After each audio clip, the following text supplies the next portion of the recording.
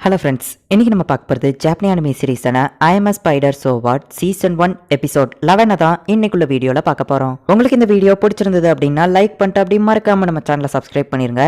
இதுக்கப்புறம் எபிசோட்ஸ் ரொம்பவும் குழப்பமா இருந்தாலுமே உங்களுக்கு போக போக இருக்கிற எபிசோட்ஸ்ல புரிய ஆரம்பிக்கும். ஸோ பொறுமையா கதையை வாட்ச் பண்ணுங்க. சரி வாங்க நம்ம இன்னைக்குள்ள கதைக்குள்ள போகலாம். இன்னைக்கு நம்ம பார்க்க போகிறது ஐ am spider so what season 1 episode 11.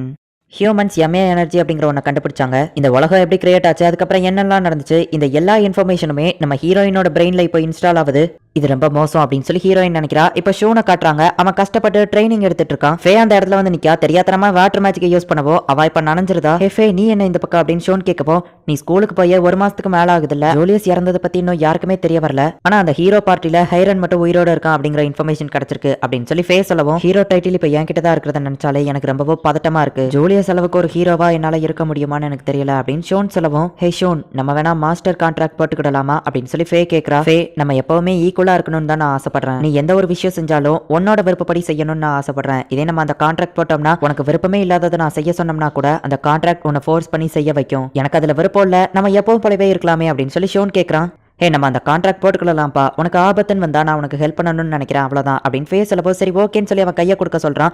இப்போ அவங்க அந்த கான்ட்ராக்ட் போட்டுக்கிட்டாங்க. அவ்வளவுதானே, இவ்வளவு சிம்பிளா முடிஞ்சிச்சு அப்படின்னு சொல்லி ஃபே கேட்கவும், கான்ட்ராக்ட் போடுறது ரொம்ப ஈஸி, அதை எடுக்கிறது தான் ரொம்ப கஷ்டம் அப்படின்னு ஷோன் சொல்றான். அப்ப திடீர்னு பார்த்தா ஃபே ஒரு மாதிரி க்ளோ ஆகுறா. என்ன நடக்குது அப்படின்னு ஷோனுக்கு எதுவுமே புரியல. அவ திரும்பவும் எக்காவே மாறிடுறா. ஷோன் அப்ரைசல் பண்ணி பார்த்தா எவால்விங் அப்படின்னு சொல்லி காட்டுது. இப்போ நம்ம ஹீரோயினை காட்டுறாங்க. இப்பதான் புரியுது இதை ஏன் டேப்னு சொல்றாங்கன்னு. இந்த உலகத்துல யாருக்கும் இது தெரியக்கூடாதுன்னு தான் இதை சீக்கிரட்டா மறைச்சு வச்சிருக்காங்க.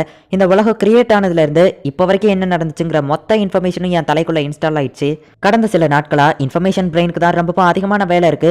இருக்கிற எல்லா இன்ஃபர்மேஷனையும் கேதர் பண்ணி பார்த்ததுல ஒரு விஷயம் எனக்கு தெரிய வந்துச்சு. இப்போ இருக்கிற மாதிரியே இந்த உலகம் இருந்துச்சு அப்படின்னா கண்டிப்பா இந்த உலகம் டோட்டலா அழிஞ்சு போயிடும். இந்த உலகத்தை நான் தான் காப்பாத்தணும். சோ நான் ஸ்ட்ராங் ஆகிறது தான் இப்ப ரொம்பவும் முக்கியம் அப்படின்னு நம்ம ஹீரோயின் சொல்லவும், நீ ஸ்ட்ராங்கானா மட்டும் உன்னால இந்த உலகத்தை காப்பாத்திர முடியுமா என்ன அப்படின்னு சொல்லி பாடி பிரெயின் கேக்குது. அட்மினிஸ்ட்ரேட்டராலேயே ஒன்னும் பண்ண முடியாது, நம்மளால என்ன பண்ண முடியும் அப்படின்னு சொல்லி ஒவ்வொருத்தங்களும் ஒன்னொன்னு சொல்லவும், அட்லீஸ்ட் நம்ம ஸ்ட்ராங் ஆனாதான் நம்மளால மட்டுமாச்சும் இந்த இடத்துல இருந்து தப்பிக்க முடியும். அதுக்கு முதல்ல நம்ம ஸ்ட்ராங் ஆகிறதுக்கு அந்த ஆரிபாவை தோக்கடிக்கணும் அப்படின்னு இன்ஃபர்மேஷன் பிரெயின் சொல்லவோ, உனக்கு என்ன நட்டு கலந்து போச்சா அப்படின்னு சொல்லி மத்த 3 பிரெயினும் திட்டுது. உங்களுக்கு கொஞ்சம் கூட அறிவே இல்ல அப்படின்னு சொல்லி நம்ம ஹீரோயின் மத்த 3 பிரெயினையும் அடிச்சு போட்டுட்டு, உங்களுக்கு காயப்பட்டா அது எனக்கும் சேர்த்து தான் வலிக்கும், இருந்தாலும் நான் உங்களை ஏன் அடிச்சேன்னு தெரியுமா, இன்னும் எத்தனை நாளைக்கு தான் நம்ம இப்படி பயந்து ஓடிக்கிட்டே இருக்க போறோம், நம்மளால அந்த ஆரிபாவையே தோக்கடிக்க முடியலன்னா இந்த உலகத்தை எப்படி காப்பாற்ற முடியும் அப்படின்னு நம்ம ஹீரோயின் கேட்கவோ, அட ஆமாப்பா அப்படின்னு அவங்க சொல்லவோ, இப்பமாச்சும் உங்களுக்கு எல்லாம் புரிஞ்சுதே அப்படின்னு சொல்லி ஆன் ஃபயர்ல அவங்க எல்லாருமே போறாங்க. டெலிபோர்டேஷன் மேஜிக்கை யூஸ் பண்ணி நம்ம ஹீரோயின் இப்ப அந்த லோவர் லேபிரின்த்க்கு போறா. ஏன்னா அந்த இடத்துல தான் ஆரிபா அப்படிங்கிற அந்த எர்த் டிராகன் இருக்கு. இவ போய் பார்த்தா ஒரு பெரிய ஸ்னேக் இருக்கு. அது ரொம்பவுமே பவர்ஃபுல்லா இருக்கு.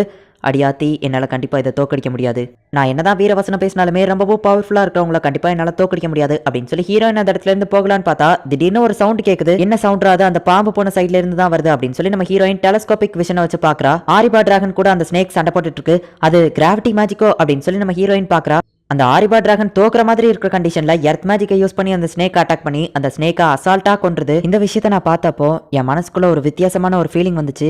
அது கொலை பண்றதை நான் ரொம்பவுமே என்ஜாய் பண்ணேன். அந்த ஆரிபா டிராகனோட பவரை பார்த்து நான் ரொம்பவுமே அட்மையர் ஆனேன் அப்படின்னு சொல்லி அவ யோசிச்சுட்டு இருக்கும் போதே பார்த்தா திடீர்னு அதை அட்டாக் பண்ணுது. நம்ம ஹீரோயின் ஜஸ்ட் மிஸ்ல தப்பிக்கிறா. இந்த டிராகனை நான் கொன்னோம்னா தான் எனக்குள்ள இருக்கிற பயம் போய் எனக்கு ஒரு தைரியம் வரும் அப்படின்னு சொல்லி நம்ம ஹீரோயின் டிசைட் பண்றா. இங்க 15 வருஷம் கழிச்சிருக்கிற ஷோனை காட்டுறாங்க. அவனை பாக்குறதுக்காக ஹைரன்ஸ் வந்திருக்கான். ஹே ஷோன், எப்படி இருக்கான்னு கேட்கவும் ஷோன் அவனை பார்த்த உடனே ரொம்பவும் ஹாப்பி ஆகிறான். என்ன மன்னிச்சிரு, இந்த இடத்துல உயிரோட நிக்க வேண்டியது ஜூலியஸ் தான், ஆனா அவனுக்கு பதில் நான் இங்க நின்னுட்டு இருக்கேன். அதுக்கு காரணம் இந்த ஃபீனிக்ஸ் ஃபெதர் தான். இந்த ஃபீனிக்ஸ் ஃபெதரை வச்சிருக்கிறவங்களுக்கு இறந்து போனதுக்கு அப்புறமா ஒரு தடவை திரும்ப உயிரோட வரதுக்கு சான்ஸ் கிடைக்கும். இதை ஆக்சுவலி வச்சிருக்க வேண்டியது ஜூலியஸ் தான், ஆனா நான் தான் டிஃபென்ஸை பார்த்துக்கிட்டு தான் எனக்கு தான் இது தேவைப்படும்னு சொல்லி அவன் இதை என்கிட்ட கொடுத்துட்டான். அதனால தான் நான் இப்போ இந்த இடத்துல உயிரோட நிக்கேன். ஆனா இந்த இடத்துல இருந்திருக்க வேண்டியது ஜூலியஸ் தான் அப்படின்னு சொல்லி அவன் வருத்தப்படவும், எங்க அண்ணன் தான் இதை உன்கிட்ட கொடுத்துருப்பான்னு எனக்கு நல்லாவே தெரியும். ஏன்னா அவன் கண்டிப்பா இறந்து போக மாட்டாங்கிற தைரியத்துல தான் அவன் இதை உன்கிட்ட கொடுத்துருப்பான். சரி விடு, அவன் எப்படி இறந்து போனாங்கிறத என்கிட்ட சொல்றியா அப்படின்னு சொல்லி அவன் கேட்கவும், எனிமி கமாண்டர் நாங்க தோக்கடிச்சுட்டு திரும்ப வரலான்னு போகும்போது திடீர்னு அவ எங்க இருந்து வந்தானே தெரியல. அவ ஃபுல் அண்ட் ஃபுல் ஒயிட்டா இருந்தா. அவளை எப்படி நான் எக்ஸ்பிளைன் பண்றதுன்னே தெரியல. அவ கண்ல இருந்து ஒரு ஒளி வந்துச்சு, அவ்வளவுதான் எனக்கு ஞாபகம் இருக்கு. நான் எந்திரிச்சு பார்த்தப்போ பல நாள் போயிருந்துச்சுன்னு நினைக்கிறேன். எனக்கு ஒரு விஷயம் மட்டும் நல்லா தெரிஞ்சது, எல்லாருமே இறந்து போயிருந்தாங்க. ஜூலியஸோட இந்த ஸ்கார்ஃபை மட்டும் தான் என்னால காப்பாற்ற முடிஞ்சது. அவ யூஸ் பண்ணது ராட் ஸ்கில் தான் நினைக்கிறேன். ஏன்னா அதுதான் கண்ணமிக்கிற செகண்ட்ல எல்லாரையும் துகளா மாத்திரும். அவங்க இறந்து போறது கூட அவங்களுக்கு தெரியாது. என்ன மன்னிச்சிரு அப்படின்னு சொல்லி ஹைரன் சொல்லவும், இது ரொம்பவுமே இம்பார்ட்டன்டான ஒண்ணு, இதை நீ திரும்ப கொண்டு வந்ததுக்கு தேங்க்ஸ் ஹைரன்.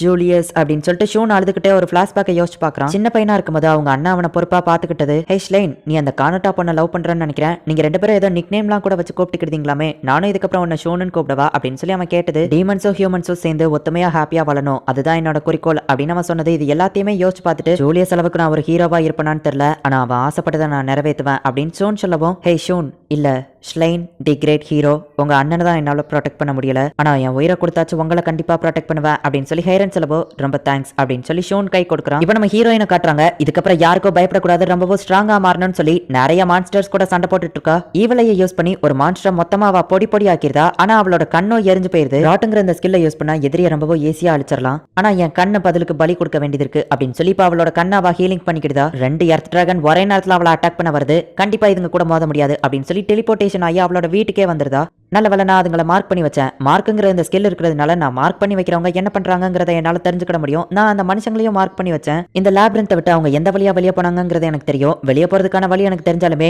அந்த ஆரிபாவை நான் மார்க் பண்ணி வச்சிருக்கேன். அது கூட சண்டை போடாம நான் இந்த இடத்துல இருந்து போக மாட்டேன். அது தூங்குற இடம் கூட எனக்கு தெரியும். ஆனா அது தூங்குற டைம் நான் கோல மாதிரி அட்டாக் பண்ணாம நேருக்கு நேர் தான் சண்டை போடுவேன். ஆனா சண்டை போடுறதுக்கு இதுங்க மட்டும் தான் எனக்கு கொஞ்சம் இடைஞ்சலா இருக்கும். ஆரிபா எர்த் மேஜிக்கை யூஸ் பண்றதுனால நான் எர்த் மேல நின்னுட்டு இருக்கிற ஒவ்வொரு செகண்டுமே எனக்கு ஆபத்து தான். சோ நான் பறக்க போறேன். ஆமா, ஒரு ஸ்பைடரால பறக்க முடியுமா நீங்க யோசிக்கலாம், ஆனா என்னால முடியும். சோ நான் தரையிலேயே நிக்காம பறந்துகிட்டே இருந்தாதான் அதோட அட்டாக்ல இருந்து என்னால ஈஸியா தப்பிக்க முடியும். ஆனா நான் பறந்துகிட்டு இருக்கிறதுக்கு இடைஞ்சலா இருக்கிறது இதுங்க தான். இதுங்க மட்டும் தான் இப்போதைக்கு எனக்கு இடைஞ்சலா இருக்கு அப்படின்னு சொல்லி நம்ம ஹீரோயின் யோசிச்சுட்டு இருக்கும்போதே பார்த்தா திடீர்னு வந்து ஒரு குழந்தை அவளை கொட்டுது. டென்ஷன்ல டக்குன்னு அதை கட்டி போட்டு அடிச்சுட்டு அதை ஹீலிங் பண்றா. என்னோட டிடெக்ஷன் மேஜிக்ல கூட இது தெரியலையே அப்படின்னு சொல்லி அவ யோசிச்சுட்டு இருக்கவும் திடீர்னு 2 குழவை வந்து கொட்டுது. 2த்தையும் அவ கொண்டுட்டு திரும்பவும் ஹீலிங் பண்ணுதா. எதனால இது என்னோட டிடெக்ஷன் மேஜிக்ல தெரிய மாட்டேங்குன்னா, இது அந்த லெவலுக்கு ரொம்பவும் லோவான கிரீச்சர். இதால எனக்கு எந்த ஒரு ஆபத்துமே இல்லைன்னு சொல்லி தான் என்னோட டிடெக்ஷன்ல இது காட்ட மாட்டேங்க அப்படின்னு சொல்லி அவ பார்த்துட்டு இருக்கும்போதே இன்னொரு குழவி வந்து கொட்டுது. சரி, நீங்க மோதி பார்க்கணும்னு முடிவு பண்ணிட்டீங்கல்ல, வாங்க பாத்திரலாம் அப்படின்னு சொல்லி செம டென்ஷன் ஆகி மேஜிக்கை யூஸ் பண்ணி அப்படியே காத்துல பறந்து போய் விண்ட் மேஜிக்கை யூஸ் பண்ணி எல்லாத்தையும் துண்டு துண்டா வெட்டி போடுறா. இந்த விண்ட் மேஜிக் எனக்கு ரொம்பவுமே யூஸ்ஃபுல்லா இருக்குதுப்பா. ஆனா அதெல்லாம் இதுங்களுக்கு பத்தாது. பிளாக் புல்லட் அப்படின்னு சொல்லிட்டு ஒரு மேஜிக் யூஸ் பண்ணி அதுங்களை அட்டாக் பண்ணுதா. ரொம்பவும் ஃபாஸ்டா அதுங்க செத்து போகுது. ஸ்டூடெண்ட்ஸ், இது மேஜிக் கிளாஸ்க்கான நேரம். அபீஸ் மேஜிக் தான் இருக்கிறதுலே என்கிட்ட ஸ்ட்ராங்கான மேஜிக். விண்ட் மேஜிக்கையும் வாட்டர் மேஜிக்கையும் என்னால யூஸ் பண்ண முடியும். அதுக்கு அந்த மனுஷங்களுக்கு தான் தேங்க்ஸ் சொல்லணும். அவங்க கிட்ட இருந்து பார்த்து நான் ஈஸியா அந்த மேஜிக் கத்துக்கிட்டாலுமே அந்த எர்த் டிராகனை தோக்கடிக்கிறதுக்கு இந்த மேஜிக் எனக்கு ஹெல்ப்ஃபுல்லா இருக்காது. சோ நம்ம ஆரிபாவை தோக்கடிக்கிறதுக்கு நமக்கு இருக்கிற ஒரே ஆப்ஷன் என்னது அப்படின்னு பாத்தீங்கன்னா அந்த டார்க் மேஜிக் தான். ஆல்ரெடி நான் பாய்சனரை யூஸ் பண்ணதை பார்த்திருப்பீங்க. இந்த பிளாக் மேஜிக்கை வச்சு என்னால என்னோட ஷேடோஸை கூட கண்ட்ரோல் பண்ண முடியும். இந்த மேஜிக்கை வச்சு தான் நம்ம ஆரிபாவை தோக்கடிக்க போறோம். ஓகே ஸ்டூடெண்ட்ஸ், கிளாஸ் முடிஞ்சது அப்படின்னு சொல்லி இங்க ஃபைட் டைப் கண்டினியூ பண்றாங்க. அந்த குளவிலேயே இப்போ பெரிய சைஸ் குளவி வந்து அவளை அட்டாக் பண்றதுக்காக வருது. அதோட லெவல் கம்மியா இருந்தாலுமே அது நம்ம ஹீரோயினோட கழுத்திலேயே வந்து குத்திடுது. ஹஹா கண்ணா, அது இல்யூஷன் கண்ணா அப்படின்னு சொல்லிட்டு நம்ம ஹீரோயின் இப்ப பாக்குறா. அதோட நெஸ்ட் மேலதான் இருக்கு. உங்களோட கூடு இந்தாதான் இருக்கா, இதை மட்டும் நான் மொத்தமா அழிச்சா போதுமே அப்படின்னு சொல்லி மொத்த மேஜிக் பவரையும் யூஸ் பண்ணி பிளாக் புல்லட்டை வச்சு அந்த நெஸ்ட்டை மொத்தமா அழிச்சிருதா. அதே நேரத்துல நம்ம ஹீரோயின் எவால்வேஷனும் ஆகுறா. தேன் மாதிரி இது நல்லா இருக்கும்னு பார்த்தா இது நல்லாவே இல்லப்பா அப்படின்னு சொல்லிட்டு நம்ம ஹீரோயின் அந்த இடத்துல இருந்து போறா. அந்த ஆரிபா எர்த் டிராகன் கூட சண்டை போடுறதுக்காக எல்லா டிராப்பையும் நம்ம ஹீரோயின் செட் பண்ணி வச்சிட்டா. என்னோட ஸ்கில் பாயிண்ட்ஸை யூஸ் பண்ணி நான் ஸ்லாத் அப்படிங்கிற ஒரு புது ஸ்கில்ல வாங்கி வச்சிருக்கேன். இது கண்டிப்பா எனக்கு யூஸ்ஃபுல்லா இருக்கும்னு நினைக்கிறேன் அப்படின்னு சொல்லி ஹீரோயின் பார்த்துட்டு இருக்கவும் அந்த ஆரிபாங்கிற எர்த் டிராகன் அந்த இடத்துக்கு வருது.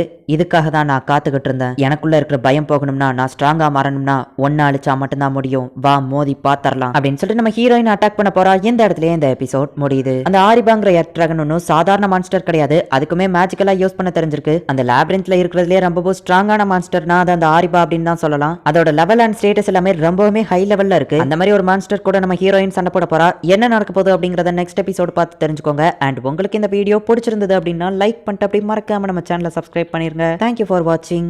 Bye guys. நெக்ஸ்ட் எபிசோட்ல மீட் பண்ணலாம்.